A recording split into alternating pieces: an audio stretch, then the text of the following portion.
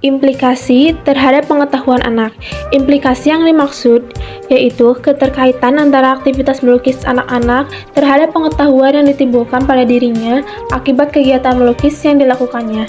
Suatu kegiatan yang dilakukan secara berulang-ulang atau terus-menerus oleh seseorang akan menghasilkan sebuah kebiasaan dan menjadi pengetahuan yang melekat di benak orang yang bersangkutan, seperti melukis misalnya. Semakin sering seorang anak melukis, maka pengetahuan anak tersebut dalam hal melukis akan semakin mahir, dan semakin berkembang pula pengetahuan terhadap objek yang dilukisnya. Aktivitas melukis yang dilakukan anak-anak secara langsung ataupun tidak berimplikasi pada bidang pengetahuan atau kognitif anak itu sendiri. Pengetahuan yang dimaksud adalah pemahaman yang berstruktur dan bersifat abstrak yang diperoleh anak-anak melalui kreativitas melukis pada sanggar tertentu. Sikap adalah kecenderungan seseorang untuk menerima atau menolak suatu objek berdasarkan nilai yang dianggapnya baik atau tidak baik. Dengan demikian, belajar bersikap berarti memperoleh kecenderungan untuk menerima atau menolak suatu objek berdasarkan penilaian terhadap objek itu dari segala hal yang berguna atau berharga atau sifat positif, dan tidak berharga atau tidak berguna atau sikap negatif. Tingkat penalaran kognitif seseorang terhadap suatu objek dan kemampuan untuk bertindak terhadapnya, psikomotoriknya, turut menentukan sikap seseorang terhadap objek yang bersangkutan. Implikasi terhadap sikap anak. Dengan melukis, anak membangun pengetahuan itu sendiri, yaitu menggali pemahaman baru yang menuntut aktivitas dan kreativitas dalam konteks karya lukisan, sebagai pendorong anak untuk berpikir serta berimajinasi ke dalam bentuk lukisan yang indah dan bernilai estetika tinggi, disertai dengan upaya pemaknaan terhadap apa yang mereka lukis.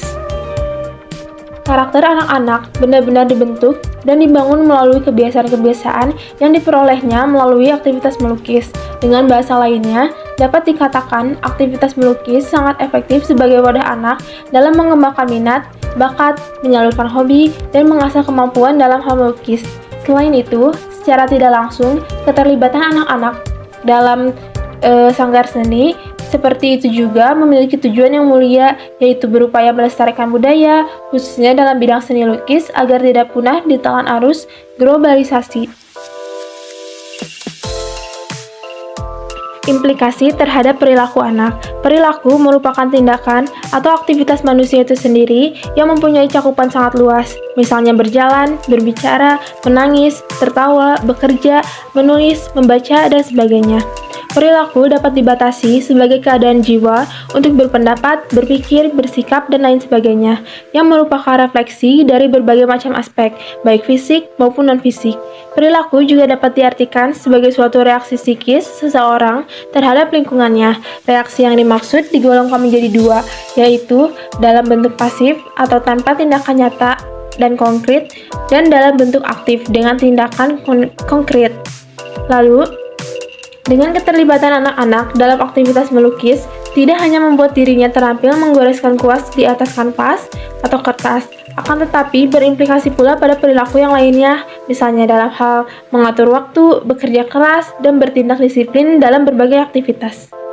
Sejalan dengan pendapat Jali dalam Adi Susilo tahun 2011 halaman 67 bahwa sikap merupakan suatu kesiapan mental seseorang yang tersusun melalui pengalaman dan memberikan pengaruh langsung kepada respon individu terhadap semua objek atau situasi yang berhubungan dengan objek tersebut.